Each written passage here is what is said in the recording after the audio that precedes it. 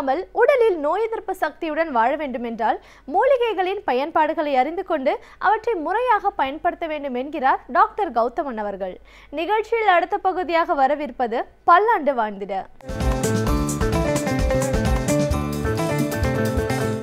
அன்பான கலைஞர் தொலைக்காட்சி நேயர்களுக்கு என்னுடைய இனிமையான காலை வணக்கங்கள். பொதுவாக இன்றைக்கு நம்ம தமிழகத்தில், பொதுவாக இந்தியாவில் அதிகமான பேர் கஷ்டப்பட்டு கொண்டிருக்கின்ற, அதே போல் அதிகமான பேரை பாதிக்கக்கூடிய வாய்ப்பு இருக்கக்கூடிய ஒரு நோய் அப்படின்னு பார்க்கும்போது அது முதல்ல சர்க்கரை நோய் அப்படின்னு சொல்லுவோம். சர்க்கரை நோய் அப்படிங்கிறது இன்றைக்கு நம்மை மட்டுமல்ல உலகையே அச்சுறுத்தி கொண்டிருக்கின்ற ஒரு மிகப்பெரிய நோயாக இருக்கிறத பார்க்க முடியும். ஒரு உடலை செல் அரிப்பது போல கொஞ்சம் கொஞ்சமாக அரித்து உடலில் இருக்கக்கூடிய உறுப்புகளை பழுதாக்கி உடல் உறுப்புகளை முற்றிலும் செயல்படாமல் செய்ய வைத்து மனிதனை கொல்லுகின்ற மிக மோசமான நோய் ஒரு சர்க்கரை நோய்.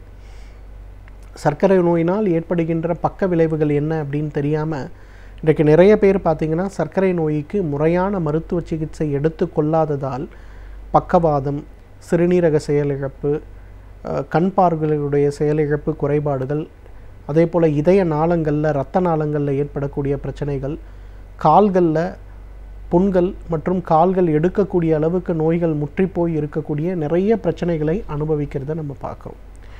இந்த மாதிரி பிரச்சனைகளை தீர்ப்பதற்கு என்ன வழிகள் உண்டு அப்படின்னு பார்க்கும்போது சர்க்கரை நோய் ஒன்றும் நமக்கு புதுசாக வந்த ஒரு நோய் இல்லை. மனிதன் தோன்றிய காலத்திலிருந்து இன்று வரை இருக்கக்கூடிய பிரதானமாக இருக்கக்கூடிய ஒரு 60 நோய்களில் சர்க்கரை நோய் ஒன்று. அப்போ இன்றைக்கி இவ்வளோ மருத்துவ முறைகள் இருந்து, இவ்வளவு சிகிச்சை முறைகள் இருந்தும் சர்க்கரை நோயை குணப்படுத்த முடியவில்லையே.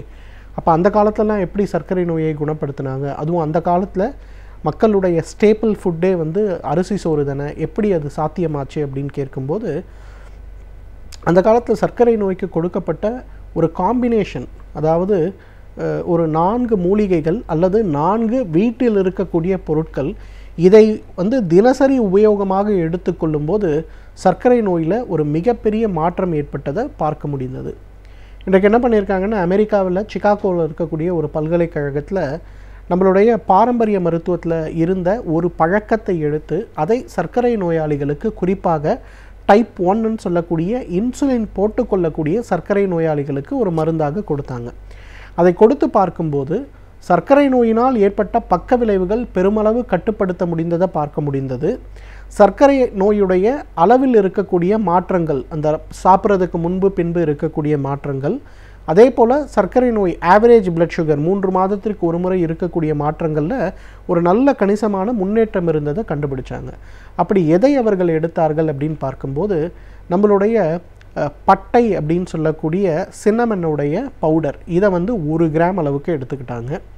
கிராம்புன்னு சொல்லக்கூடிய லவங்கத்தை 1/2 கிராம் அளவுக்கு எடுத்தாங்க.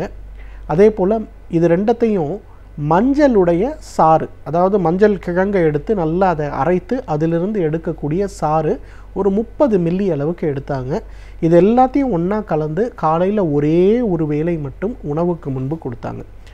திருப்பி கேட்டுக்குங்க, மஞ்சளுடைய சாறு 30 மில்லி. எப்படி இஞ்சி கிடைக்குதோ அதே மாதிரி மஞ்சள் கிழங்கும் நமக்கு பச்சையாக கிடைக்கின்ற ஒரு பொருள் தான். அதை நல்லா அரைத்து எடுக்கக்கூடிய சாறு 30 மில்லி. பட்டைன்னு சொல்லக்கூடிய அதோட சூரணம் 1 கிராம். கிராம்புன்னு சொல்லக்கூடிய அதோட சூரணம் 1/2 கிராம், 500 மில்லிகிராம். இதெல்லாம் ஒன்றா கலந்து காலை எழுந்தவுடன் வெறும் வயிற்றில் இதை கொடுத்தாங்க. 6 மாத காலம் இதை எல்லாருக்கும் வழக்கமாக அவர்கள் எடுத்துக்கொள்ளக்கூடிய சர்க்கரை மருந்துகளோடு சேர்த்து கொடுத்து ஒரு 6 மாதம் கழித்து முழுமையான பரிசோதனை, அவர்களுடைய கண்கள், ஈரல், இதயம், இரத்த ஓட்டம், சிறுநீரகம், அதே போல் அவர்களுக்கு இருக்கக்கூடிய மன அழற்சி, இது சம்பந்தப்பட்ட எல்லா டெஸ்ட்டும் எடுத்து 2 குரூப், இந்த பக்கம் 100 பேர் இந்த பக்கம் 100 பேர் வைத்து கண்ட்ரோல் பண்ணி பார்க்கும்போது வெறும் சர்க்கரைக்கான மருந்து எடுத்துக்கொள்பவர்களுடைய நிலைமை எந்த முன்னேற்றமும் இல்லை.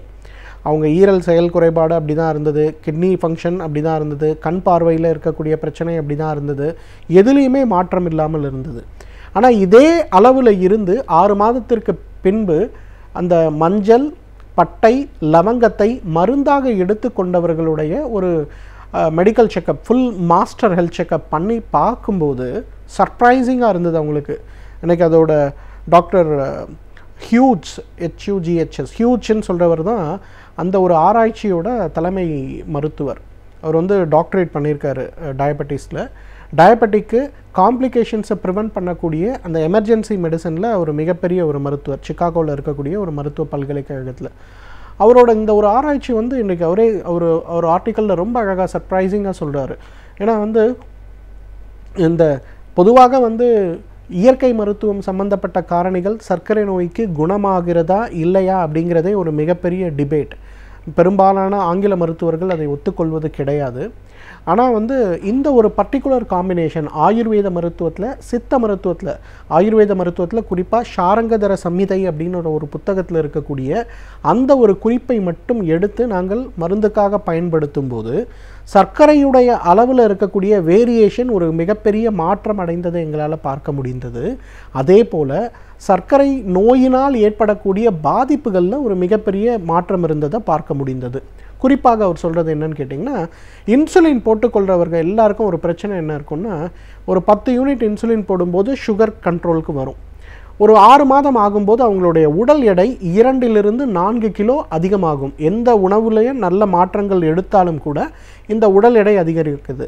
அடுத்த 6 மாதத்தில் பார்த்தீங்கன்னா நீங்கள் போட்டுக்கொண்டு இருக்கின்ற இந்த 10 யூனிட் இன்சுலின் வந்து பிரயோஜனம் இல்லாமல் போகும். அப்போ அது 15 or 20 மாற்ற வேண்டியிருக்கும். இதுதான் இன்சுலின் டிபெண்டன்ட்க்கு வழக்கமாக நடக்கின்ற ஒரு விஷயம். ஸோ சர்க்கரையை கண்ட்ரோல் பண்ணக்கூடிய மருந்துகள் எல்லாமே உடல் எடையை அதிகரிக்கக்கூடிய மருந்துகளாக இருக்கிறது. ஸோ இந்த ஒரு செயினை பிரேக் பண்ண முடியல அப்படின்னு தான் அவர் டாக்டர் ஹியூட்ஸ் சொல்லக்கூடிய ஒரு விஷயம். ஆனால் அதே விஷயத்தை இந்த மஞ்சள், பட்டை, அதே போல் கிராம்பு கலந்த ஒரு கலவையை கொடுத்து பார்க்கும்போது அவங்களோட உடல் எடை கணிசமாக குறைந்ததை பார்க்க முடிந்தது. அதே நேரத்தில் அவர்களுடைய சர்க்கரையுடைய ஆவரேஜ் லெவல் ஒரு 8-7 இருந்தக்கூடிய HbA1c லெவல்லாம் ஒரு 6.57 மெயின்டைன் ஆச்சு. ஆனால் இத்தனைக்கும் நாங்கள் போட்டுக்கொண்டிருந்த இன்சுலினை குறைக்கல. ஆனால் கொஞ்ச நாள் ஆன பிறகு இன்சுலை குறைக்கும் போது கூட சர்க்கரை ஸ்டேபிளாக இருந்ததை பார்க்க முடிந்தது அப்படின்னாங்க. அப்போது இங்கே இருக்கக்கூடிய ஒரு விஷயத்தை வந்து வெளிநாட்டில் ஆராய்ச்சி செய்து நிரூபிக்கிறார்கள்னா, அப்போ இங்கே சர்க்கரை நோய்க்கு நம்ம கொடுக்கக்கூடிய மருந்துகள், சிகிச்சைகள் எவ்வளவு அபிரிதமாக இருக்கும் அப்படிங்கிறத நம்ம பார்க்கணும். எனவே நேயர்களே, சர்க்கரை நோயை கண்டு கவலைப்படவே வேண்டாம். சர்க்கரை நோய் இருப்பவர்கள் செய்ய வேண்டிய ரொம்ப சிம்பிளான ஒரு விஷயம், மஞ்சளுடைய சாறு 30 மில்லி, பட்டையுடைய சூரணம் 1 கிராம், கிராம்புடைய சூரணம் 1/2 கிராம், இந்த 3ஐயும் கலந்து காலை ஒரு வேளை மட்டும் உணவுக்கு முன்பு சாப்பிடுகின்ற ஒரு வழக்கத்தை வைத்து கொண்டாலே எவ்வளவு நாள்பட்ட சர்க்கரை நோயாக இருந்தாலும் அதோடைய பாதிப்புகள் இல்லாமல் அந்த சர்க்கரை நோயை வேகமாக கட்டுக்குள் வைத்து பல்லாண்டு காலம் நம்மாலும் ஆரோக்கியமாக வாழ்ந்திட முடியும். சமூகத்தில் நடக்கும் நல்ல நிகழ்வுகளில் நம்முடைய பங்களிப்பு என்னவாக இருக்கிறதோ அதே போன்று தேவைகளை தட்டி கேட்பதிலும் நம்முடைய பங்களிப்பு இருக்க வேண்டும் என்கிறார் மனுஷபுத்திரன் அவர்கள். நிகழ்ச்சியில் அடுத்த பகுதியாக வரவிருப்பது தீதும் நன்றும்.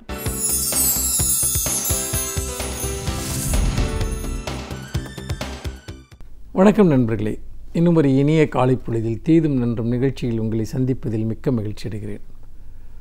தமிழகத்தில் இப்போது என்ன நடந்து கொண்டிருக்கிறது என்பதை இந்தியாவே உற்று பார்த்து கொண்டிருக்கிறது.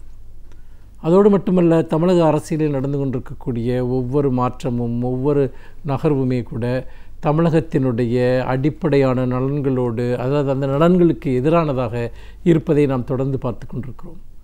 முக்கியமாக மத்தியில் ஆளக்கூடிய பாஜக அரசிற்கும் தமிழகத்தை ஆளக்கூடிய அதிமுக அரசிற்கும் இடையே மிக நெருக்கமான உறவுகள் இப்பொழுது உருவாகி இருக்கின்றன.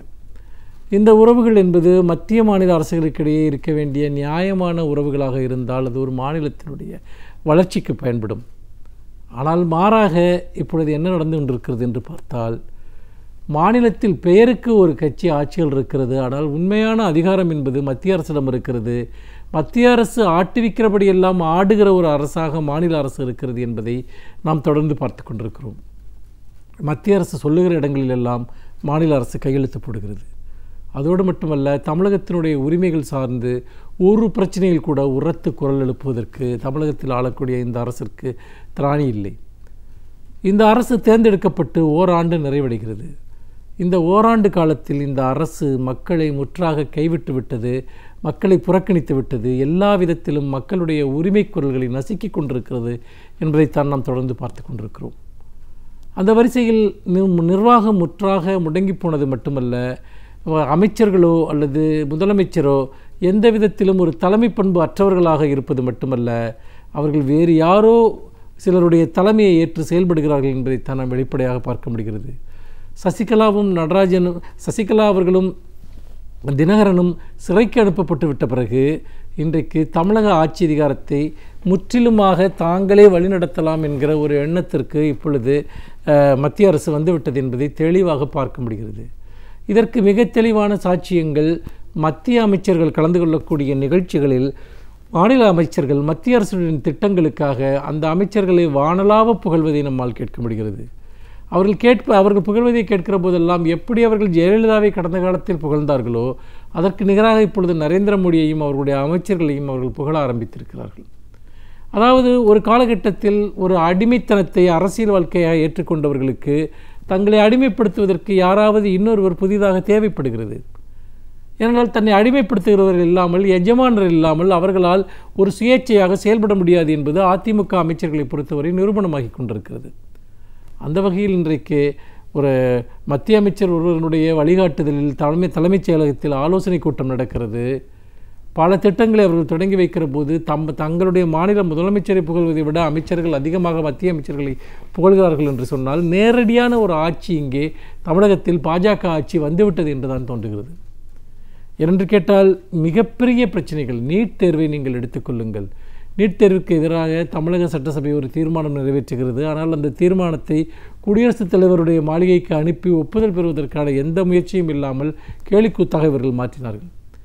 விவசாயிகளுக்கு நிவாரணம் வேண்டும் என்று கேட்டு கிட்டத்தட்ட 70,000 கோடி ரூபாய் நிவாரணம் வேண்டும் என்று கேட்டு மத்திய அரசிடம் முறையீடு செய்கிறார்கள். ஆனால் நீதிமன்றத்தில் பிரமாண பத்திரம் தாக்கல் செய்கிற போது விவசாயிகள் யாரும் கடன் தொல்லையால் தற்கொலை செய்து கொள்ளவில்லை, இயற்கையான காரணங்களால் தான் சிலர் இறந்தார்கள், அதுவும் வெறும் 17 பேர் தான் இறந்தார்கள் என்று அங்கு போய் மனு தாக்கல் செய்கிறார்கள். இதை பார்க்கிற போது நீதிமன்றங்கள் எந்த ஒரு அழுத்தத்தையும் மத்திய அரசிற்கு கொடுக்க இயலாது. ஏனென்றால் மத்திய அரசிடம் போய் இவர்கள் நிதி ஒதுக்கீடு கேட்டுவிட்டு நீதிமன்றத்திடம் வருகிற போது மிக குறைவான தொகையை அவர்கள் கேட்டால் எப்படி அல்லது யாருமே பாதிப்பே இல்லை என்று சொன்னால், யாரும் தற்கொலையை செய்து கொள்ளவில்லை என்று சொன்னால் எந்த அடிப்படையில் நிதி வழங்குமாறு கேட்டு நிர்பந்திக்க முடியும்? ஆக மத்திய அரசிற்கு சாதகமான கொள்கையை அதிலும் அவர்கள் பின்பற்றுகிறார்கள். விவசாயிகள் பிரச்சனையை எடுத்துக்கொண்டாலும் கூட 42 நாட்கள் டெல்லியில் விவசாயிகள் நிர்வாணமாக போராடியும் கூட அவர்கள் அந்த பிரச்சனைக்காக ஒரு சிறிய முயற்சியை கூட தமிழக அரசு எடுக்கவில்லை. முக்கியமாக முதலமைச்சர் தங்களை சந்தித்து தங்களை அழைத்துச் செல்வார் என்று எதிர்பார்த்தார்கள். பிரதமரிடம் அழைத்துச் சென்று தங்களுடைய கோரிக்கையை நிறைவேற்ற உதவுவார் என்று எதிர்பார்த்தார்கள். ஆனால் விவசாயிகளை போய் கடைசி நேரத்தில், அதுவும் திராவிட முன்னேற்றக் கழகம் விவசாயிகள் போராட்டத்தை பெருமளவிற்கு முன்னெடுக்கிறது என்று தெரிந்தவுடன் போய் சந்தித்துவிட்டு பிரதமரை சந்தித்து இந்த கோரிக்கைகளை வைப்பதற்கு அவர் எந்த முயற்சியும் எடுக்கவில்லை. இன்னொரு புறம் தமிழக சட்டசபை என்பது அதனுடைய மானிய கோரிக்கைகளின் மீதான விவாதங்கள் நடைபெறாமலேயே இது முடித்து வைக்குமாறு தமிழக கவர்னருக்கு பரிந்துரை செய்கிறார்கள். ஆளுநரும் அந்த பரிந்துரையை ஏற்று சட்டசபையை முடித்து வைக்கிறார். ஆக பாஜகவும் அதிமுகவும் கூட்டாக சேர்ந்து கொண்டு தமிழகத்தில் ஒரு மிகப்பெரிய அளவிற்கான ஜனநாயக படுகொலைகளை இங்கே நிறைவேற்றி கொண்டிருக்கிறார்கள். அப்படிப்பட்ட ஒரு சூழ்நிலையில் மக்களால் தேர்ந்தெடுக்கப்பட்ட அரசிற்கு பதிலாக மக்கள் பிரதிநிதித்துவம் இல்லாத பாஜக இங்கே ஒரு நிழலாட்சியை நடத்தி கொண்டிருக்கிறது. தாங்கள் விரும்பிய செயல்களை எல்லாம் இங்கு செய்து கொண்டிருக்கிறது என்பதைத்தான் நாம் பார்க்க முடிகிறது. இது தமிழக மக்களுக்கு, வாக்களித்த மக்களுக்கு, ஜனநாயகத்தில் நம்பிக்கை கொண்டவர்களுக்கு ஒரு மிகப்பெரிய அளவிற்கான ஒரு அவமானகரமான இந்த நிகழ்வு என்பதில் எந்த சந்தேகமும் இல்லை. மாநில சுயாட்சி என்பது முற்றாக குழி தோண்டி புதைக்கப்பட்டு விட்டது. இவர்களுடைய மேல் இருக்கக்கூடிய ஊழல் வழக்குகள் காரணமாக, இந்த அதிமுக ஆட்சியில் இருக்கக்கூடிய ஆட்சியாளர் மேல் இருக்கக்கூடிய ஊழல் வழக்குகள் காரணமாக, கொலை சந்தேகங்கள் உள்ளிட்ட பல சந்தேகங்கள் காரணமாக இன்றைக்கு அவர்கள் மீதான பிடி என்பது இன்றைக்கு பாஜக தன்னுடைய பிடியை வலுவாக வைத்து கொண்டிருக்கிறது. அப்படி இருக்கிற போது வழக்குகளை காட்டி, பல்வேறு குற்றச்சாட்டுகளை காட்டி, தாங்கள் விரும்புகிறபடியெல்லாம் ஆடுவதற்கான ஒரு அரசாக தமிழக அரசை மாற்றி வைத்து கொண்டிருக்கிறது. இதன் காரணமாக நிர்வாகம் முற்றாக செயலிழந்து மக்களுக்கான எந்த திட்டங்களும் செயல்படுத்தப்படாத ஒரு பெரும் இருளில் இன்றைக்கு தமிழகம் மூழ்கி கொண்டிருக்கிறது. இந்த இருளை துடைப்பது தமிழக மக்களினுடைய கடமை என்பதை மறந்துவிடக்கூடாது. மீண்டும் இன்னும் ஒரு புதிய சிந்தனையோடு உங்களை சந்திக்கிறேன். நன்றி, வணக்கம். இப்பகுதியில் நாம் சந்தித்து வரும் சிறப்பு விருந்தினர்கள் அவர்களின் அனுபவங்களை நம்மோடு பகிர்ந்து கொள்ளும் பொழுது அவற்றை கேட்பதற்கு சுவாரஸ்யமாக இருப்பதோடு நம்முடைய வாழ்க்கைக்கும் பயனுள்ளதாக அமைகிறது. அந்த வகையில் இன்றைக்கு நாம் சந்திக்கவிருக்கும் சிறப்பு விருந்தினர் எந்த துறையிலிருந்து என்ன பயனுள்ள தகவல்களை நம்மிடையே பகிர்ந்து கொள்ள இருக்கிறார் என்பதை கவனிக்கலாம். நிகழ்ச்சியில் அடுத்த பகுதியாக வரவிருப்பது சிறப்பு விருந்தினர்.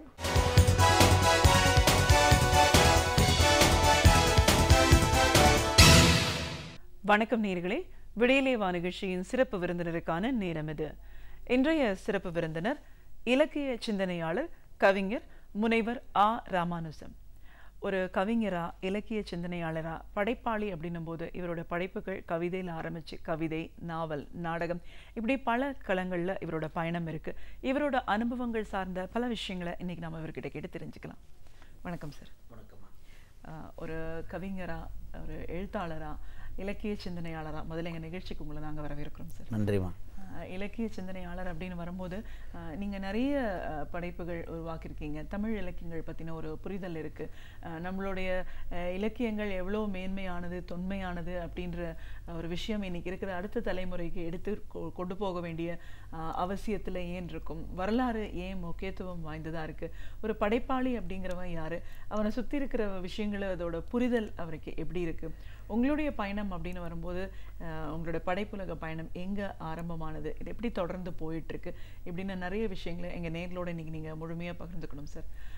முதல்ல ஒரு படைப்பாளியாக நீங்கள் உருவான விதம் பற்றி சொல்லணும். அடிப்படையில் உங்களுடைய களம் இது இல்லை அப்படின்னாலும், வேறொரு இடத்துல நீங்கள் பணிபுரிஞ்சு ஓய்வு பெற்றிருக்கீங்கனாலும், தமிழ் மீதும் மொழி மீதும் இருக்கிற ஆர்வம் காரணமாக ஒரு முனைவராக நீங்கள் உருவாயிருக்கீங்க. நம்மளோட இலக்கியங்களோட தொன்மை, மேன்மையை பற்றின உங்களுடைய பார்வைகள்லேருந்து பேச ஆரம்பிக்கலாம். நான் பள்ளி படிக்கிற போதே இலக்கியத்தின் மீது ஒரு தீராத காதல், இலக்கியம்னு நான் அலைஞ்சிக்கிட்டு இருந்தேன். இன்னும் சொல்லப்போனால் பெரிய மேடைகள்லாம் வேஷ்டி கட்டிகிட்டு வந்திருக்கிற போது நான் ஒரு கால் சட்டை மாணவனாக போய் அங்கே இருக்கிற கிரகிச்சிருக்கிறேன். அப்போ படிப்பில் நூலகம் சென்று அந்த படிச்சுக்கிட்டே இருப்பேன்.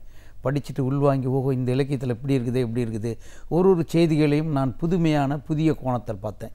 அப்போ நம்மளோட இலக்கியம் இவ்வளோ உயர்ந்ததா, நம்ம இலக்கியம் உயர்ந்ததா அப்படி படிக்கவும் என்னுடைய அனுபவங்கள் வர என்னுடைய இலக்கியமும் உலக அரங்கத்தில் என்னுடைய இலக்கியம்தான் உயர்ந்தது, என்னுடைய இலக்கியம்தான் உன்னதமானது, என்னுடைய இலக்கியம்தான் புதுமையானது, இந்த உலக அரங்கத்திற்கு என்னுடைய இலக்கியம்தான் வழிகாட்டுகிறது என்று சொல்லுகிற அளவுக்கு எனக்குள் இலக்கிய ஆர்வமும் சிந்தனையும் தூண்டப்பட்டதால் படித்து கொண்டே இருந்தேன். நான் படிச்சுக்கிட்டு இருக்கும்போதே ஒரு தனியார் நிறுவனத்தில் நான் படித்தது தமிழ், எனக்கு வேலை கிடைத்தது இயந்திர பணி. இயந்திர பணியோடு 9 மணி நேரம் இயந்திரத்தோடும் மீதி 9 மணி நேரம் நான் இலக்கியத்தோடு இருந்தேன். இலக்கியத்தையே சுவாசித்தேன், இலக்கிய நிகழ்ச்சிகளோடு இருந்தேன். அதனுடைய பரிமாணம் இன்றைக்கு உலக அரங்கத்தில் என்னை பேச அழைப்பதற்கும், என் சிந்தனையை உள்வாங்குவதற்கும், என் கருத்துக்களை எடுத்துச் சொல்வதற்கும், என் பட்டிமன்ற அழைப்புகளுக்கும் அதுவே காரணமானது. இதன் மூலம் நிறைய தமிழறிஞர்களோடு பழகுவதற்கு வாய்ப்பு, விவாதிப்பதற்கு வாய்ப்பு, கருத்துக்களை சொல்லுவதற்கான வாய்ப்பு முழுமையாக கிடைத்த காரணத்தால் இந்த கருத்துக்களை எல்லாம் மையமாக வைத்து என் தமிழ் சமுதாயத்திற்கு தமிழின் மேன்மையை, தமிழின் சிறப்பை, தமிழினுடைய கலாச்சார புனிதத்தை எடுத்து சொல்வதற்கான ஒரு வாய்ப்பு கிடைத்தது. கண்டிப்பாக சார். தமிழ் இலக்கியம் எவ்வளோ சிறப்பானது அப்படிங்கிறத நம்ம எடுத்து சொல்லணும், அதுக்கான ஒரு களம் அப்படின்னு நம்ம சொல்லும்போது, உங்களுடைய படைப்புலக பயணம் அப்படின்னா எதில் ஆரம்பமானது? கவிதை, நூல், நாடகம், திறனாய்வு நூல்கள், பட்டிமன்றம், பேச்சு அப்படின்னு பறந்து விரிந்த ஒரு பணியாக இருந்தாலும் எதில் உங்களுடைய தொடக்கம் இருந்தது? முதல்ல கவிதையில் என்னுடைய நாட்டம் முழுமையாக இருந்தது. முதல்ல அந்த காலத்தில் கவிதை படிப்பது தான் வைரமுத்து ஐயாவுக்கு அடுத்த பேட்சு. எனக்கு நான், அறிவுமணி, காதல்மதி இந்த 3 பேரும் பயணிக்கிற போது ஒரு நிகழ்ச்சிக்கு போகும்போது கவிதை படித்தா அங்கே ஒரு 10 ரூபா கொடுப்பாங்க. அது எங்களுக்கு ஒரு பெரிய தொகையாக தெரியும். அப்போ ஒரு நிகழ்ச்சிக்கும் புதிய சிந்தனைகளை, புதிய கவிதை வடிவமைப்புகளை கொண்டு வந்தோம். எங்களுக்கு முற்பட்ட காலம் மரபு கவிதை. எங்களுடைய காலத்தில் புதுக்கவிதை தொடக்கம், ஐயா மேத்தாவினுடைய இதனால் புதுக்கவிதையோட தொடக்கம்.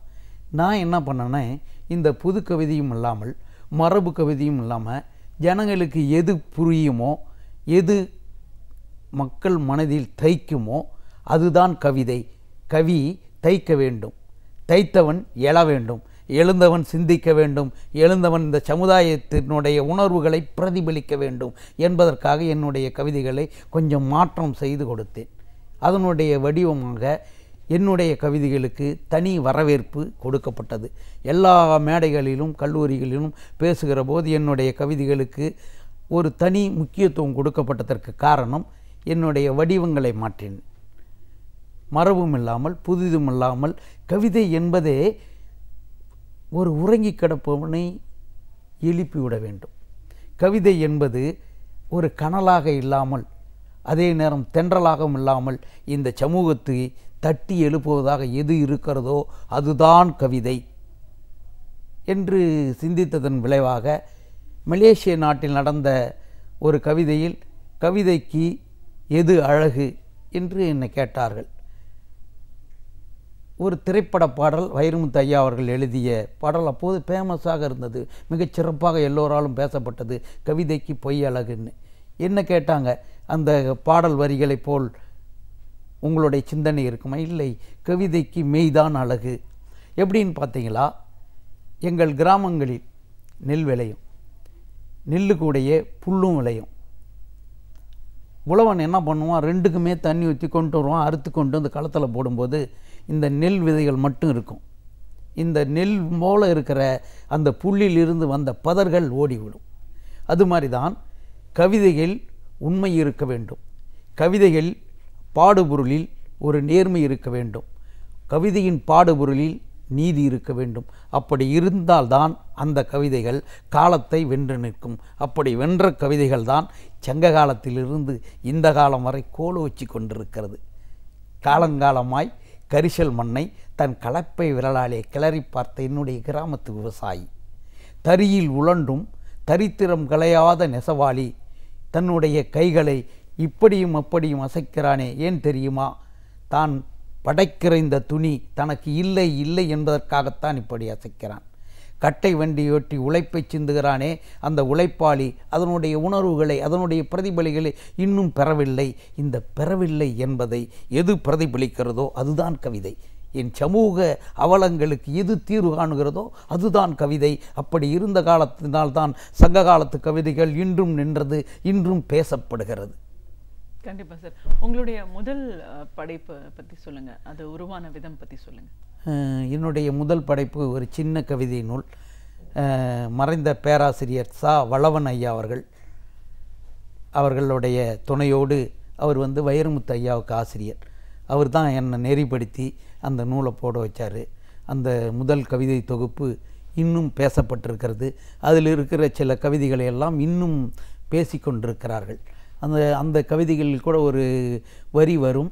அந்த வரியினுடைய சிறப்பு என்னன்னா, 2 பேர் ஓடி வருவான்.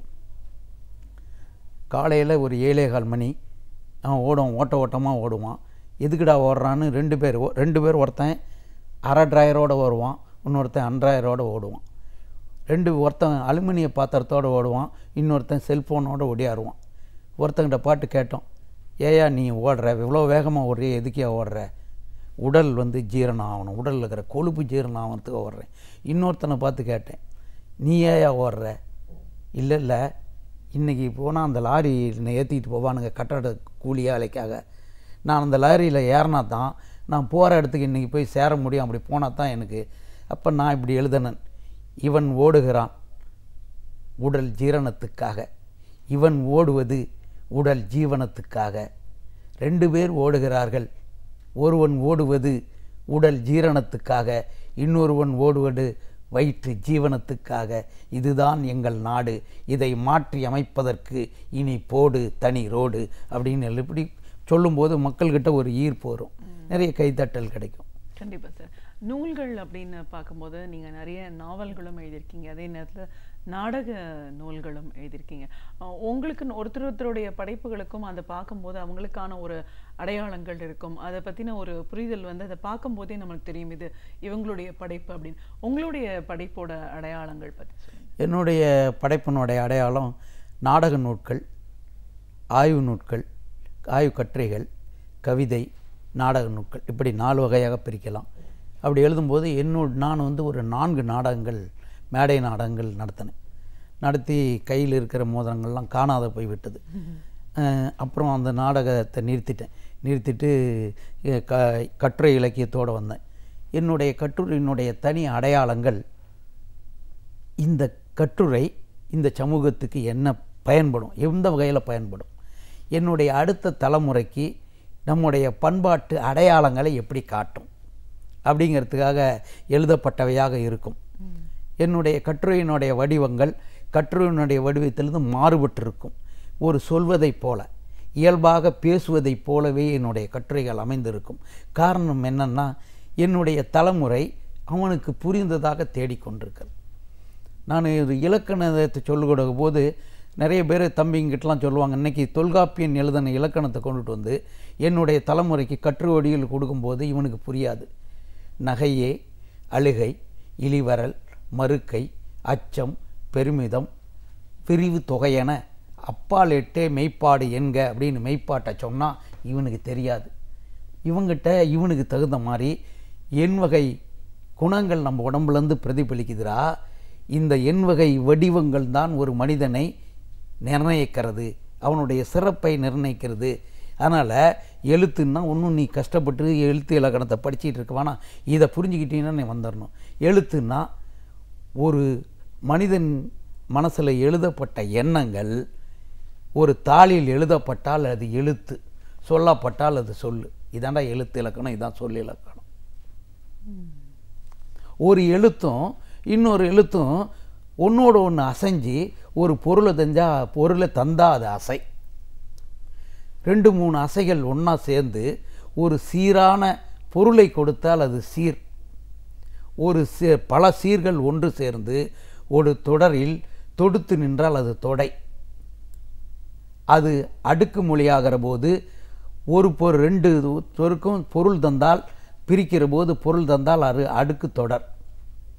அது சொல்ல முடியல அப்படின்னா வேற. இதே மாதிரி அவனுக்கு எளிமைப்படுத்துகிற போது அவன் கொஞ்சம் உற்சாகமாக உள்ள வரும். ஓஹோ, இலக்கணங்கிறது கஷ்டம் இல்லை, இவ்வளோ எளிமையானது.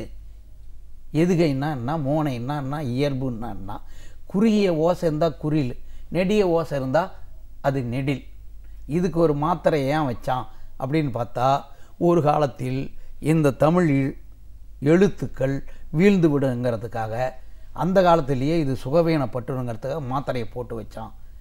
அது கை நொடிக்கும் நேரத்தையும் கண்ணிமைக்கும் நேரத்தையும் மையமாக வச்சு கால் மாத்திரை, அரை மாத்திரை, ஒரு மாத்திரைன்னு போட்டு வச்சான். அதனால தான் என்னுடைய தமிழ் இன்னும் வாழ்ந்து கொண்டிருக்கிறது.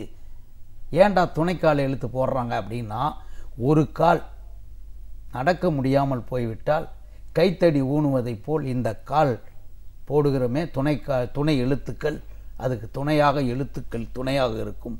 உலகத்திலேயே உலக மொழிகளுக்கே இல்லாத ழகரச் சிறப்பு உனக்கு இருக்கிறது என்பதை காட்டுவதை இந்த இலக்கியங்கள், இந்த எழுத்து இலக்கணம் அப்படின்னு சொல்லுகிற போது என்னுடைய கட்டுரையும் சிறந்ததாகிறது, மாணவர்களும் விரும்பி படிக்கிறார்கள். படைப்புகள் அப்படின்னு பார்க்கும்போது அதற்கான ஒரு அடையாளத்தோட, அதே நேரத்தில் அது எளிமையாக புரிகிற விதத்தில் கொண்டு போய் சேர்த்தா அந்த நூல் நிச்சயமாக வெற்றி பெறும். நீங்கள் முன்னாடியே சொல்லியிருக்கீங்க, நாடகங்கள், நாவல்கள் எல்லாம் எழுதினேன், அதுக்கப்புறமா அதை நிறுத்திட்டேன். இருந்தாலும் ஒரு படைப்பு அப்படின்னு வரும்போது நாடகத்துக்கும் நூல்களுக்குமான வித்தியாசம், வேறுபாடு என்னவா இருக்குது சார்? நூல்கள் படிப்பது, நாடகம் என்பது பார்ப்பது. நாடகத்தை பார்க்கும்போதே, படிக்கிற போதே அந்த காட்சிகள் உங்களுக்கு மனக்கண்ணோட்டத்தில் ஓடும். ஓஹோ, இந்த கேரக்டர் இப்படி போகுது, இந்த கேரக்டர் இப்படி போகுது, இந்த மனிதன், இந்த காட்சி அமைப்பு இப்படி போகுது. உங்களுக்குள்ளார இன்னொரு கற்பனையை உருவாக்கி எங்கோ நடப்பதைப் போல, எங்கோ நடந்ததைப் போல காட்டுவது நாடகம். ஒரு விழிப்புணர்வை, சமூக சிந்தனையை, நாகரிகத்தை, கலாச்சாரத்தை, கொடையை, சிறப்பை, புகழை எடுத்து சொன்னால் அது கட்டுரை. இந்த கட்டுரையை படிக்க படிக்க ஓஹோ, நம்முடைய தமிழர்கள் இப்படி இருந்தார்களா? ஒன்றுமில்லை. ஒரு காலத்தில் நம்ம தமிழர்கள் எப்படி இருந்தாங்கன்னு தெரியுமா? களிறு போல் மதமுற்று, களம் நாடி, பகை சாடி, கண்டது நம் வீரம் அல்லவா? கைகுப்பி பிறர் வணங்க கடல் தாண்டி அரசாண்ட காலங்கள் நமதல்லவா? விளையாடும் கேகன்னார் விடுகின்ற மலர்கனையும் வீரத்தை பேசிய மண் இந்த மண். இந்த மண்ணில் பிறந்ததற்காக நீ ஒவ்வொரு நாளும் பெருமைப்பட வேண்டும். உலகத்தில் எவனுக்கும் கிடைக்காத இலக்கியம் உனக்கு மட்டும்தான் இருக்கிறது, உன்னுடைய இலக்கியத்துக்குத்தான் முறையான இலக்கணம் இருப்பது என்பதை காலரை தூக்கிவிட்டு என் கம்ப்யூட்டர் தம்பியே உலக அரங்கத்தில் போய் சொல்லி வா அப்படின்னு இந்த கட்டுரை முடிக்கிற போது அவனுக்குள் ஒரு புதிய வீரியம், புதிய தென்பு, புதிய உத்வேகம் பிறக்கும். இந்த பிறக்கிற அந்த உத்வேகம்தான் நாளைய தலைமுறையை நம்முடைய அடையாளங்களை காப்பாற்றுவதற்கும் மீட்டு உருவாக்கம் செய்வதற்கும் பயன்படும் என்பதற்காக இந்த கட்டுரையை இப்படி எழுதுவேன்.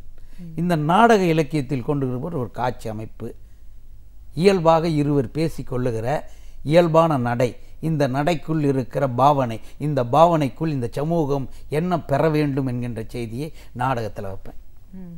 திறனாய்வு நூல்கள் அப்படின்னு வரும்போது இன்னைக்கு ரொம்ப தேவையான ஒரு விஷயமும் கூட.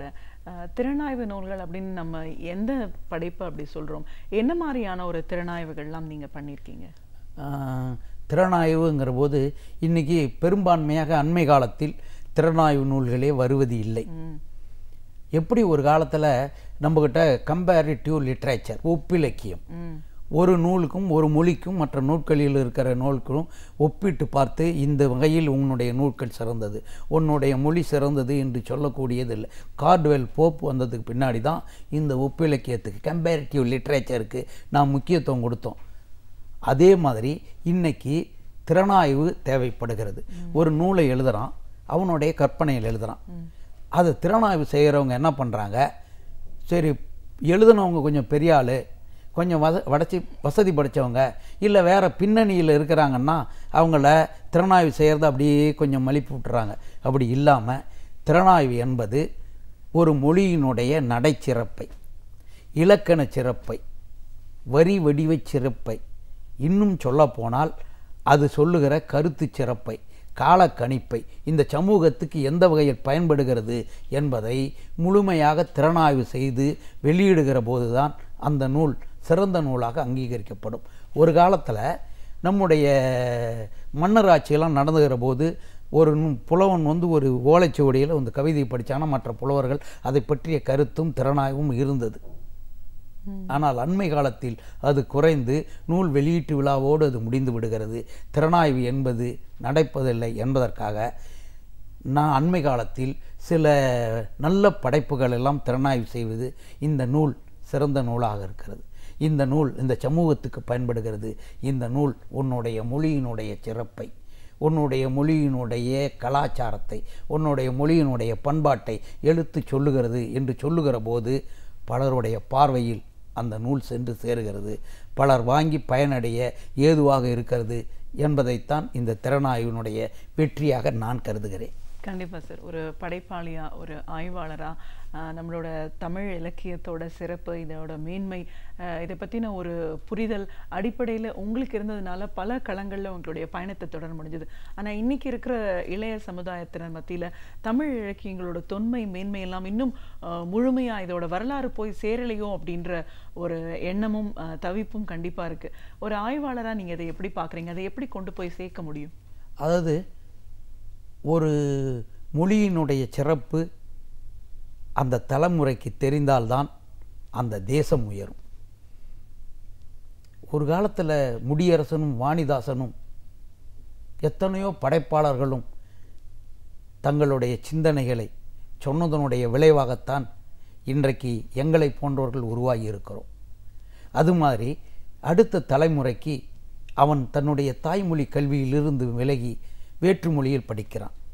வேற்றுமொழியில் படிக்கிற அவனுக்கு பெற்றோர்கள் உன்னுடைய மொழி இது, உன்னுடைய மொழியினுடைய பெருமை இது, உன்னுடைய மொழியில் இத்தகைய சிறப்புகள் இருக்கிறது என்று சொல்லி கொடுத்தால்தான் அவனுடைய அடையாளங்களை இழக்காமல் இருப்பான்.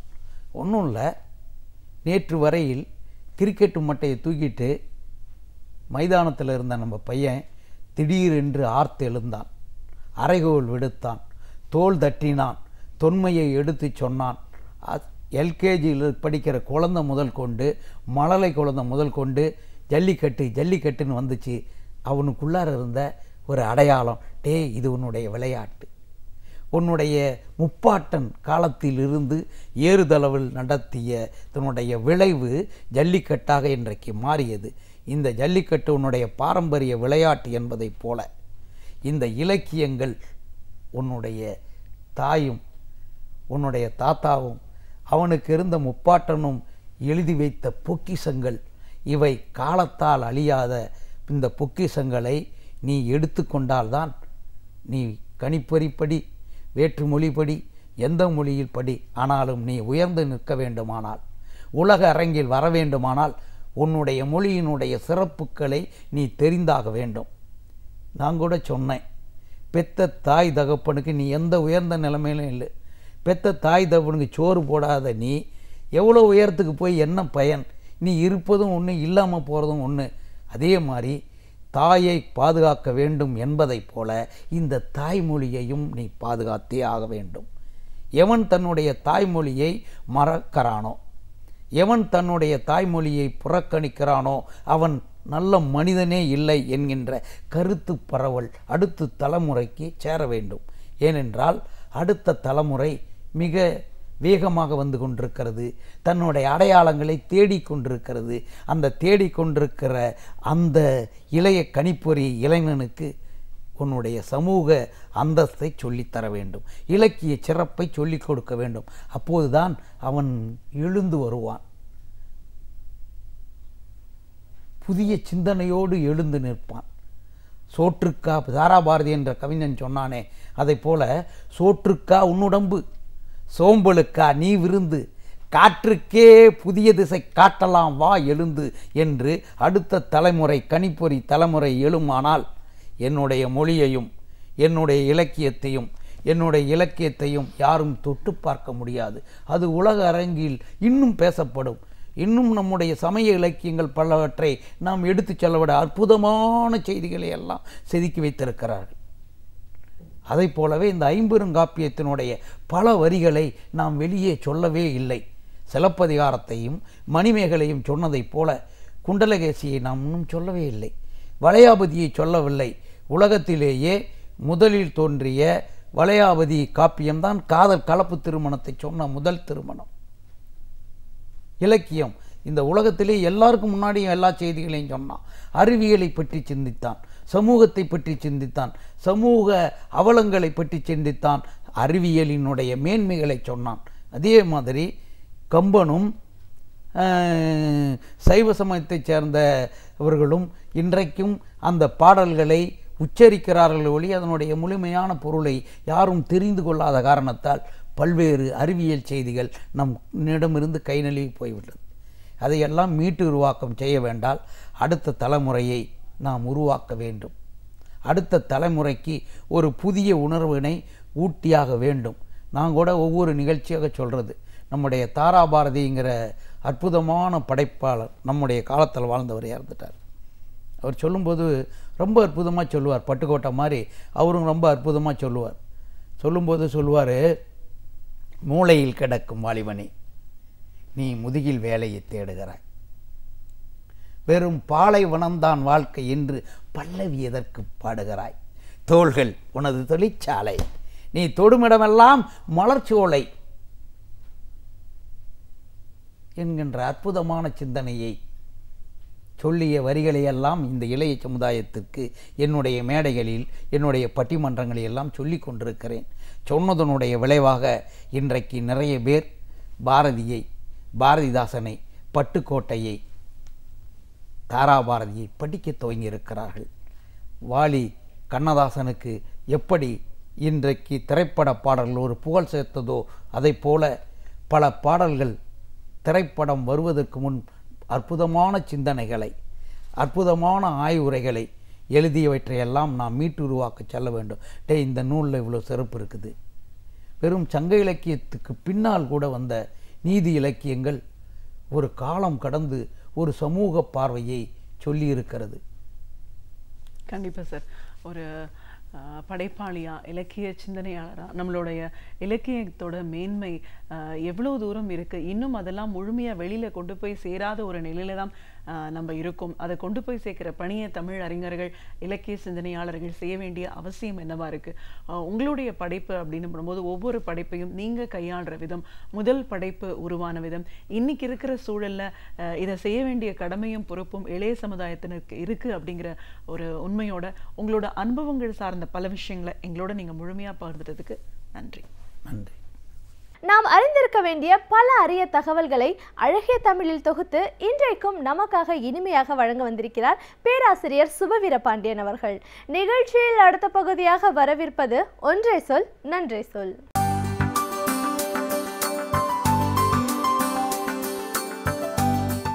அனைவருக்கும் என் அன்பு வணக்கம்.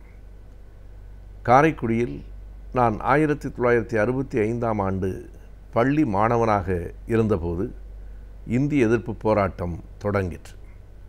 அப்போது இந்தி திணிப்பை எதிர்ப்பதற்காக இந்திய அரசமைப்பு சட்டத்தை கொளுத்திவிட்டு கை கால்களிலே விலங்குகள் மாட்டப்பட்டு அழைத்து சென்ற மதுரை தியாகராயர் கல்லூரி மாணவர்கள் 2 பேர் எங்களுக்கெல்லாம் பெரிய கதாநாயகர்களாக இருந்தார்கள். ஒருவர் காளிமுத்து, இன்னொருவர் கவிஞர் நா. காமராசன். கவிஞர் நா. காமராசன் அவர்கள் தன்னுடைய 75வது வயதில் கடந்த வாரம் இறந்து போய்விட்டார். கவிஞர் காமராசனினுடைய உணர்ச்சி மிகுந்த கவிதைகள் அன்றைக்கு இந்தி திணிப்பு எதிர்ப்பு போராட்டத்தில் அவர்கள் கலந்து கொண்டு எங்களுக்கெல்லாம் தந்த ஊக்கம் இன்றைக்கும் நினைவு இருக்கிறது. அப்போது கட்சி அரசியல் எல்லாவற்றையும் தாண்டி தமிழுக்காக தமிழகம் எங்கும் மாணவர்கள் உணர்ச்சி கொந்தளிப்போடு எழுந்த நேரம். இன்னொரு செய்தியையும் குறிப்பிட்டாக வேண்டும். அது கட்சி கடந்த போராட்டம், மாணவர்களின் போராட்டம் என்றாலும் அன்றைக்கு தங்களை எரித்து கொண்டும் நஞ்சருந்தியும் துப்பாக்கி குண்டுக்கு பலியாகியும் இறந்து போன அத்தனை பேரும் திமுக கழகத்தைச் சேர்ந்தவர்கள் அல்லது திமுக கழக வீட்டு குடும்ப பிள்ளைகள் என்பது ஒரு செய்தி. நான் காமராஜன், காளிமுத்து ஆகியோரும் கூட திராவிட இயக்க உணர்வால் உந்த பெற்றுதான் அன்றைக்கு அந்த மொழி போராட்டத்திலே பங்கேற்றார்கள். நான் காமராஜன் அவர்களோடு அதற்கு பிறகும் தொடர்ச்சியாக எனக்கு ஒரு தொடர்பு இருந்தது. அவருடைய கவிதைகளில் ஒரு விதமான சட்டென்று தெரித்து விடுகிற பொறியை நம்மால் பார்க்க முடியும். மிகச்சிறந்த கவிஞராக அவர் பிறகு வளர்ந்தார். இந்தி எதிர்ப்பு போராட்டத்தில் மாணவர் தலைவர்களில் ஒருவராக அறிமுகமானார் என்றாலும் இலக்கிய உலகில் அவருக்கென்று ஒரு தனி இடம் பிறகு வந்து சேர்ந்தது.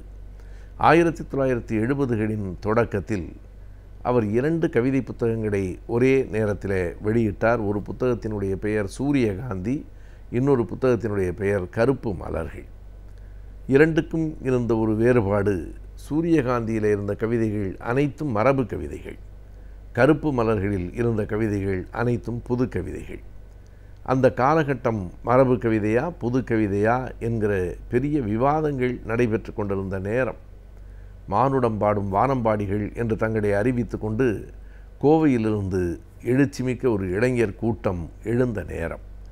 அந்த நேரத்தில் மரபு புதுமை என்கிற 2லுமாக அவர் 2 நூல்களை வெளியிட்டார்.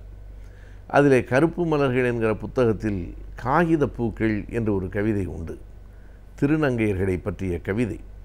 இன்றைக்கு திருநங்கையர்கள் என்று நாம் அழைக்கிறோம். அவர்களின் மீது ஒரு சமூக பார்வை விழுந்திருக்கிறது. ஆனால் அன்றைக்கெல்லாம் திருநங்கையர்களை வேறு வேறு பெயர்களால் வேறு வேறு எண்களால் அழைத்து இழிவுபடுத்தி கொண்டிருந்த கட்டம் என்று சொல்ல வேண்டும். பள்ளியிலே பிள்ளைகளாக இருந்த எங்களுக்கெல்லாம் அவர்களை பார்த்தால் ஒரு சிரிப்பும் கேலியும் நையாண்டியுமாக இருக்கும். அப்போது அந்த சூழலில் அவர்களை பற்றி ஒரு பரிவு வரும் வகையில் அவர் எழுதிய அந்த கவிதை தான் காகித பூக்கள் என்பது. ஆனால் இன்றைக்கு எவ்வளவோ மாற்றங்கள் நிகழ்ந்திருக்கின்றன. எல்லோரும் திருநங்கைகளை மதிக்கிறோம். அதுவும் அவர்கள் மீது ஒரு பரிவு கொண்டல்ல, அவர்கள் நமக்கு சமமானவர்கள், நம்முடைய நண்பர்கள் என்கிற இந்த கட்டம் இன்றைக்கு வந்திருக்கிறது. ஆனால் அன்றைக்கு அவர்கள் கேலிக்கும் இழிவுக்கும் உள்ளாகியிருந்த நேரத்தில் அவர்கள் நம்மை போல சக மனிதர்கள் என்று இல்லை என்றாலும் அவர்கள் பாவத்திற்கு உரியவர்கள், அவர்களை கேலி செய்யாதீர்கள் என்கிற நிலையிலாவது நான் காமராஜன் அவர்களினுடைய கவிதை அமைந்திருந்தது. அந்த கவிதை வரியில் இன்றைக்கும் பல வரிகள் எனக்கு அப்படியே நினைவில் இருக்கின்றன. அவர்கள் தங்களை பற்றி தாங்களே பேசிக்கொள்வதாக எழுதப்பட்ட கவிதை அது. அந்த கவிதை வரிகளை படிக்கிற யாருக்கும் அதற்கு பிறகு திருநங்கையர்களை பார்த்தால் கேலி செய்யக்கூடாது என்கிற ஒரு எண்ணம் உருவாகும். அப்படி தன் கவிதையால், தன் எழுத்தால் சமூகத்தில் சில மேம்பட்ட செயல்களுக்கு விதை விதைத்தவர் கவிஞர் நா. காமராசன் என்று சொல்லலாம். அவர் தேனி மாவட்டத்திலே பிறந்தவர். 1942ஆம் ஆண்டு அவர் பிறந்தார். 1964-65 ஆண்டுகளிலே அவர் மதுரை தியாகராயர் கல்லூரியிலே மாணவராக இருந்தார். அப்போதுதான் இந்தி திணிப்பு எதிர்ப்பு போராட்டத்திலும் அவர் கலந்து கொண்டார். அதற்கு பின்னால் அதே பகுதியில் உத்தமபாளையம் என்கிற ஊரில் இருக்கிற கல்லூரியிலே ஆசிரியராக இருந்தார். பிறகு செய்தி தொடர்பாளராக அரசு பணிக்கு வந்து சேர்ந்தார். தொடர்ச்சியாக அவருடைய பயணம் நடைபெற்றது. அரசியல் ஈடுபாடும் இருந்தது. திமுக கழகத்திலிருந்து எம்ஜிஆர் பிரிந்து போகிற போது எம்ஜிஆரோடும் அவருக்கு ஒரு ஈடுபாடு இருந்தது. அந்த கட்சியிலேயும் இருந்தார். அதற்கு பிறகு தலைவர் கலைஞர் அவர்களை நோக்கி வந்தார். கலைமாமணி போன்ற விருதுகளையெல்லாம் பெற்றார். திமுக கழகத்தினால் பல விருதுகள் அவருக்கு அளிக்கப்பட்டன. எம்ஜிஆர் அவர்கள் அவரை திரைப்பட பாடலாசிரியராகவும் ஆக்கினார். அவர் தொடர்ந்து கவிதை நூல்களை எழுதியிருக்கிறார். நான் தொடக்கத்தில் வந்த 2 நூல்களை குறிப்பிட்டேன். அதற்கு பிறகு ஆப்பிள் கனவு என்றும் பாலைவனத்தை தாண்டாத ஒட்டகங்கள் என்றும் இப்படி பல நூல்களை எழுதியிருக்கிறார். பெரியார் காப்பியம் என்பது அவருடைய கனவாக இருந்தது. மிக விரிவாக, அழுத்தமாக பெரியாரை பற்றிய காப்பியம் என்பது அவருடைய கனவாக இருந்தது. இப்படி இலக்கியத்துறையிலே தொடர்ந்து எழுதி கொண்டிருந்த கவிஞர் நா. காமராசன் அவர்கள் பிறகு திரைப்பட பாடலாசிரியராகவும் மாறி ஏறத்தாழ 30 பாடல்களை திரைப்படங்களில் அவர் எழுதியிருக்கிறார். இன்றைக்கும் புகழ்பெற்றதாக வானொலிகளில், தொலைக்காட்சிகளில் கேட்கிற போது மக்களால் விரும்பி ரசிக்கப்படுகிற பாடல்களாக இருக்கிற சிட்டுக்கு சின்ன சிட்டுக்கு சிறகு முளைத்தது போன்ற பாடல்களெல்லாம் அவர் எழுதிய பாடல்கள்தான். குறிப்பாக ஒரு திரைப்படத்தில் அவர் எழுதிய நதி அலையே என்கிற பாட்டு ஒரு இலக்கிய நயம் மிகுந்ததாக இருக்கிறது. அதனை தனியாக படித்து பார்த்தால் ஒரு திரைப்பட பாடல் என்று யாரும் கருத முடியாது. முற்றுமுழுக்க இலக்கிய சிந்தனையும் இலக்கிய நயமும் இலக்கிய தரமும் உடைய பாடலாக அந்த பாடல் இருக்கும். அந்த பாடலின் பல்லவியே ஒரு அருமையான செய்தியை சொல்லும். போய் வா நதி அலையே, இவள் பூச்சூட நாள் பார்த்து வா, வா வா நதி அலையே, இந்த ஏழை பூமிக்கு நீர் கொண்டு வா என்று அந்த பாட்டு சொல்லும். வா வா நதி அலையே என்கிற போது அது காதல் பாடல். காதலுக்கு தொடர்பான ஒன்றை கூட அவர் சொல்லியிருக்கலாம். ஆனால் அப்படி இல்லாமல் வா வா நதி அலையே, ஏழை பூமிக்கு நீர் கொண்டு வா என்று அழைத்த போது அந்த பாட்டு மிக உயர்ந்த சமூக பொருளோடும் அமைந்திருந்தது. அந்த பாட்டில் இடம்பெற்ற பல வரிகள், பல சொற்கள் அடரா இதுவல்லவா இலக்கியம் என்று நினைக்கிற அளவுக்கு எழுதப்பட்டிருந்தது. அலைப்பூவை அள்ளி அலை சிந்த வேண்டும் என்று ஒரு வரியை எழுதியிருப்பார். அந்த நுரையை அலைப்பூ என்று எழுதியிருக்கிற நுரைப்பூவை அள்ளி அலை சிந்த வேண்டும். இன்னமும் பல செய்திகள். நிலவென்னும் ஓடம் கரை சேரும் நேரம் என்று அவர் எழுதுவார். நிலவு என்பதை ஒரு ஓடம் போல நாம் கற்பனை செய்து பார்த்தால், நிலவு ஒரு ஓடம் போல் அந்த பிறையாக இருக்கிற நேரத்தில் நிலவென்னும் ஓடம் கரை சேரும் நேரம், மழை கூந்தல் அருகில் இளைப்பாற வேண்டும். அதுபோலத்தான் நுரைப்பூவை அள்ளி அலை சிந்த வேண்டும், அலையோரம் கொஞ்சம் தலை சாய வேண்டும் என்றெல்லாம் எழுதியிருக்கிற அந்த திரைப்பட பாடல் கூட ஒரு மிகப்பெரிய கவிஞனின் பேனாவிலிருந்து பிறந்தவை என்பதை நமக்கு காட்டும். கவிஞர் நா. காமராசன் அவர்களினுடைய இழப்பு அரசியல் உலகிற்கு, இலக்கிய உலகிற்கு, திரை உலகிற்கு எல்லாவற்றுக்கும் ஓர் இழப்பு என்றுதான் தோன்றுகிறது. இக்காலத்தில் அதிகமாக பரவி வரும் நோய்களை பற்றியும் அவற்றை நாம் எப்படி தடுக்கலாம், எப்படி தவிர்க்கலாம் என்பதை பற்றி இன்றைய ஆலோசனை நேரத்தில் மருத்துவம் பகுதியில் தெரிந்து கொள்ளலாம்.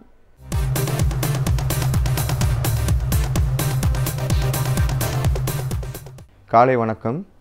ஆலோசனை நேர பகுதியில் உங்களை சந்திப்பதில் மிக்க மகிழ்ச்சி.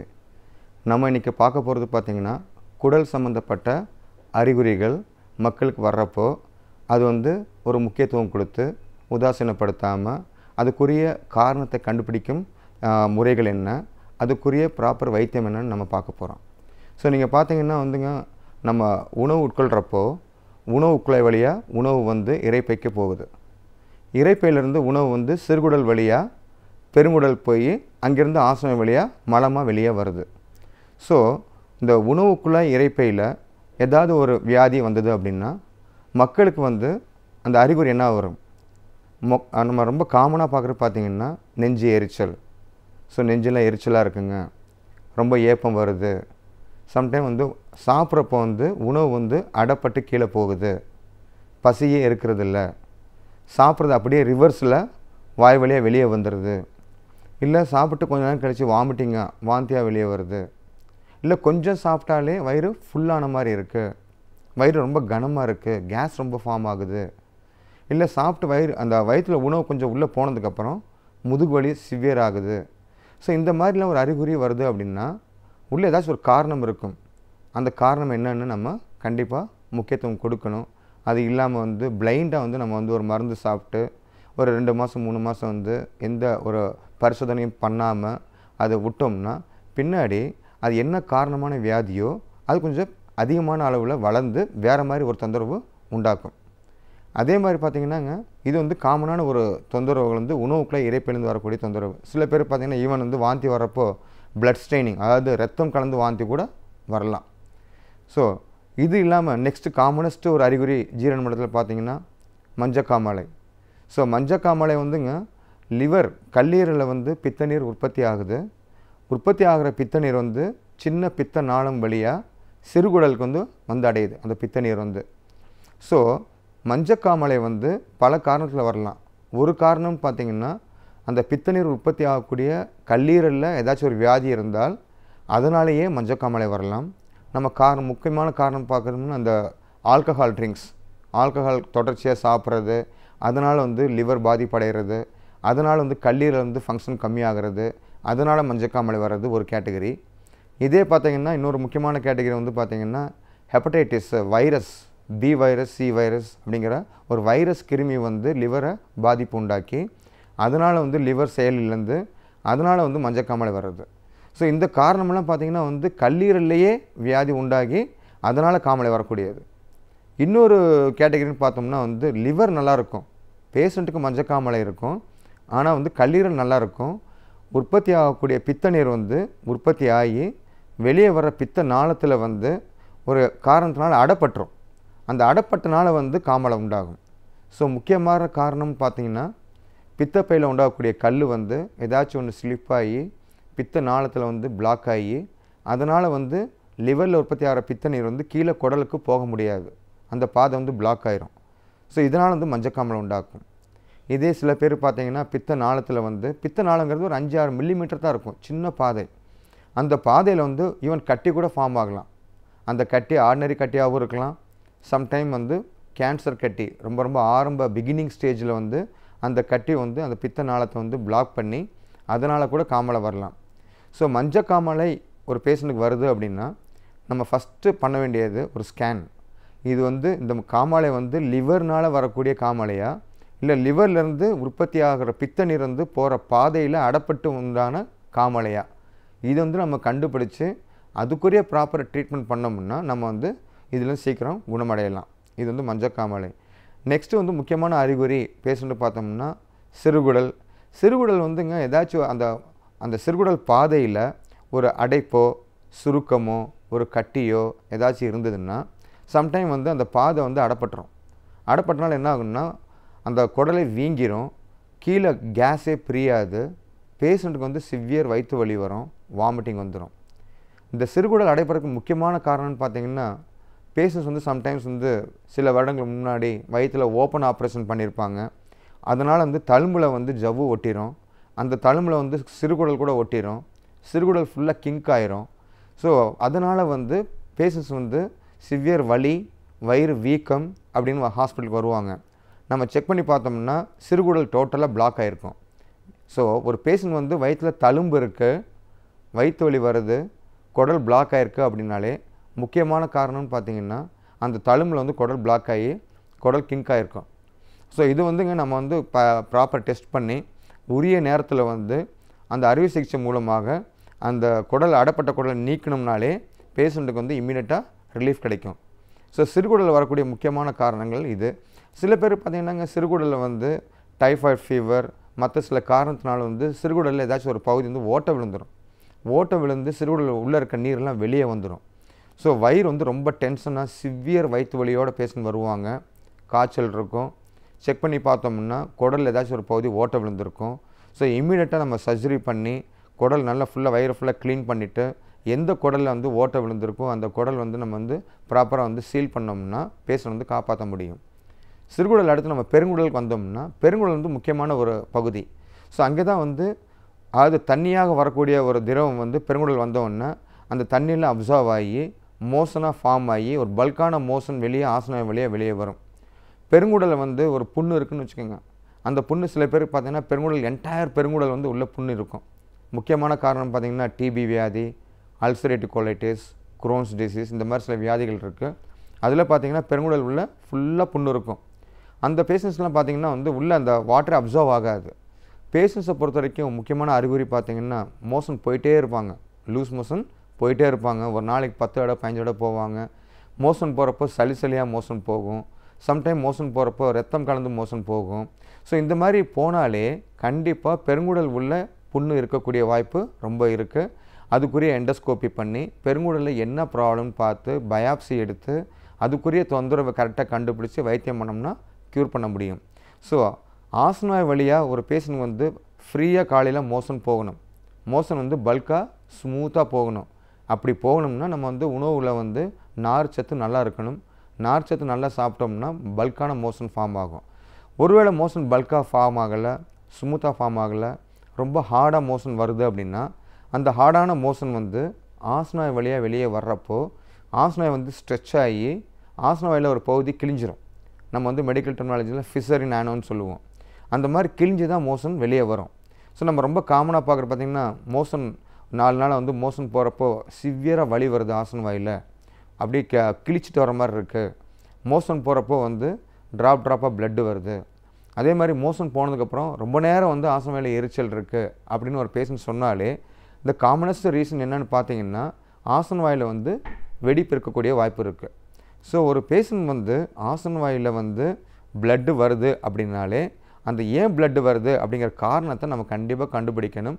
அதுக்குரிய எண்டோஸ்கோப்பி, அதாவது சிக்மாய்டோஸ்கோப்பி இல்லை கொலனோஸ்கோப்பி அப்படிங்கிற எண்டோஸ்கோப்பியை ஆசனவாய் வழியாக உள்ளே கொண்டு போயிட்டு என்ன காரணம்னு பார்க்கணும்.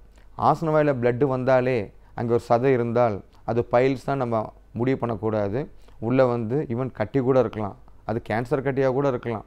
ஸோ எண்டோஸ்கோப் பண்ணி ஏன் மோஷன் டைட்டாக வருது, ஏன் மோஷன் சரியாக வரல, ஸோ நல்ல மோஷன் போயிட்டு இருந்த நபருக்கு ஏன் மோஷன் அடப்பட்டு போகுது, ஏன் பிளட்டு வருது, இதுக்குரிய காரணத்தை கண்டுபிடிச்சோம்னா அந்த பேஷண்ட்ஸ்க்கு வந்து நம்ம ஆரம்ப ஸ்டேஜ்லேயே கண்டுபிடித்து அதுக்குரிய நம்ம நிவாரணத்தை கண்டுபிடிக்க முடியும். ஸோ ஜீரண மண்டலத்தில் வந்து ஒரு அறிகுறி நல்லா இருக்கிற நபர் வந்து சடனாக ஒரு வயிற்று வலி வருது, சடனாக வாமிட்டிங் வருது, சடனாக மோஷன் போகலை, மோஷன் நல்லா போயிட்டு இருந்தால் ரத்தம் கலந்து மோஷன் போகுது, வயிறு கனமாயிருது, முதுகு வலி வருது, நல்லா இருக்க நபர் வந்து சரியாக திடீர்னு பசி வரல, இல்லை உடம்பு இழைச்சிட்டே வருது. இந்த மாதிரியான ஒரு அறிகுறிகள் வந்தால் கண்டிப்பாக நம்ம மருத்துவரை அணுகி அது என்ன காரணம் என்னன்னு கண்டுபிடித்து அந்த ஜீரண மண்டல அறிகுறிக்கு உரிய பரிசோதனையை நம்ம மேற்கொண்டு இப்போல்லாம் வந்து பரிசோதனை வந்து நம்ம சிம்பிளாக வந்து என்ன டெஸ்ட்னா பண்ணலாம். அதாவது ஒரு உணவுக்குள்ளே இரைப்பைன்னா வாய் வழியாக எண்டோஸ்கோப் பண்ணி உணவுக்குள்ளே இரைப்பை நோயை துல்லியமாக கண்டுபிடிக்க முடியும். அதே மாதிரி வயிறு சம்மந்தமாக லிவர், பித்தப்பை, கணையம், கிட்னி மற்ற எல்லா உறுப்புகளையும் வந்து அல்ட்ராசவுண்ட் அப்டமன்கிற சிம்பிள் டெஸ்ட்டோ சம்டைம் வந்து சிடி ஸ்கேன் அப்டமன் அப்படிங்கிற ஒரு டெஸ்ட் மூலமாகவோ துல்லியமாக பார்க்க முடியும். பெருங்குடல் சம்மந்தப்பட்ட சில வியாதிகள் நான் சொன்ன மாதிரி மோஷன் சரியாக போகலை, லூஸ் மோஷன் போகுது, ரத்தம் கலந்து மோஷன் போகுது அப்படின்னு போனாலே நம்ம இமீடியட்டாக பண்ணக்கூடிய டெஸ்ட்டு வந்து மோஷன் போகிறவங்களே எண்டோஸ்கோப்பி கண்டிப்பாக பண்ணி அதுக்குரிய வியாதியை நம்ம கண்டுபிடிக்கணும். ஸோ ஜீரண மண்டலம் ஒரு அறிகுறி வருதுன்னா அதுக்கு வந்து நீங்கள் முக்கியத்துவம் கொடுத்து அந்த அறிகுறிக்கு உரிய காரணத்தை கண்டுபிடித்து அதுக்குரிய சிகிச்சையும் நம்ம கண்டிப்பாக சரியான நேரத்தில் சரியான முறையில் கடைபிடிச்சோம்னா இதனால் வரக்கூடிய உபாதைகளை நம்ம தடுக்க முடியும். நன்றி, வணக்கம்.